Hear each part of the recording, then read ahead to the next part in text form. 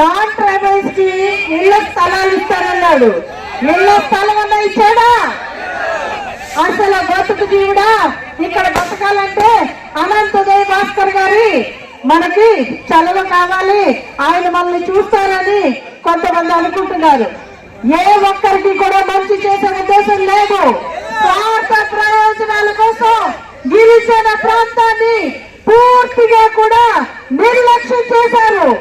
ఈ రోజు మన రాష్ట్రంలో చూస్తే ప్రతి చోట రంపచాడవరంలో కూడా గంజాయి రాజ్యం వెళ్తుంది. అవునా? మన గిరిజనుల మీద నిందలేస్తూ వాళ్ళ పాపం గడుపుకుంటున్నారు.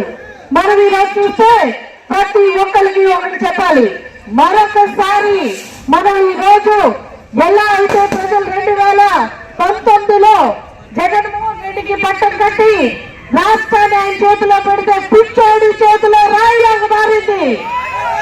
60 నెలలు మన మాన ప్రాణాలు మన చేతుల్లో పెట్టుకునే పరిస్థితి ఉంది.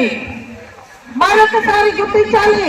మరి వచ్చే 60 నెలలు మనకి మంచి రోజులు రావాలంటే, మన జీవితాలు మారాలంటే, మన బిడ్డలకి ఉద్యోగాలు రావాలంటే, మళ్ళా మహిళలు స్వేచ్ఛగా తిరగాలంటే, మనకి సప్లై నిధులు రావాలంటే, సర్పంచుల అకౌంట్ లో నరేంద్ర మోడీ గారు ఇచ్చిన డబ్బులు పడాలంటే, మన జీవితాలు బాగుపడాలంటే మనం అందరం కూటమి అభ్యర్థులు గెలిపించాలి.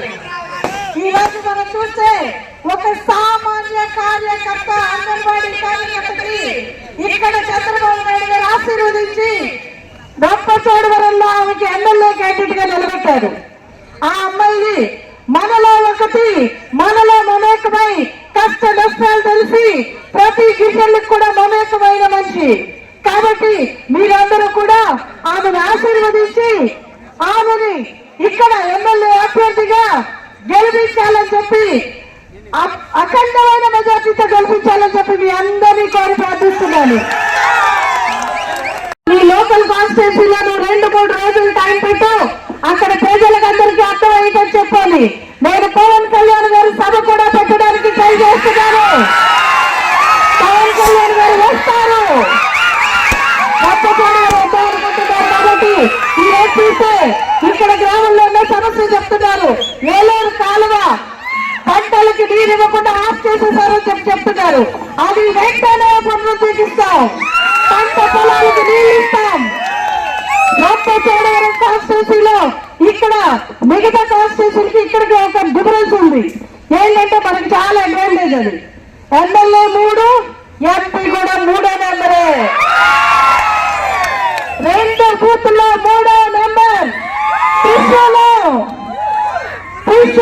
3 నెంబర్, 3 పార్టీలు 3వ నెంబర్ పై మీరందరూ కూడా మీ అమూల్యమైన ఓటు వేసి శిరీషాదేవిని ఎమ్మెల్యేగా, అలాగే మీ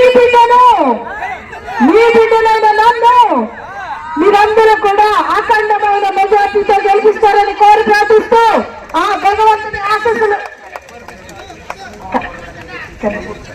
కన్నేరు లిఫ్ట్ ఇరిగేషన్ మోహనాపురం ఉంది, సమస్య ఎప్పటి నుంచో ఉంది.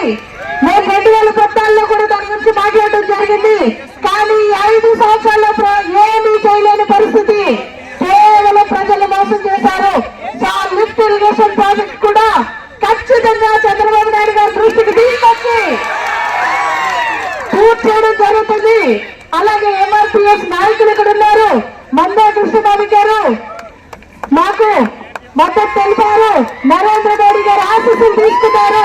కాబట్టి మీరందరూ కూడా నాకు సహకరించాలని చెప్పి మన రాష్ట్ర బిడ్డల భవిష్యత్తు కోసం 3 పార్టీలు నిర్ణయం తీసుకున్నారు. కాబట్టి మనం అందరం కలిసి పనిచేద్దాం, రాష్ట్రాన్ని కాపాడుకుందాం. మనమందరం ఈ రోజు కలిసి కొత్తగా ముందుకు వెళ్ళాలని చెప్పి మీ అందరికీ సవినయంగా పాదాభివందనం చేస్తున్నాను.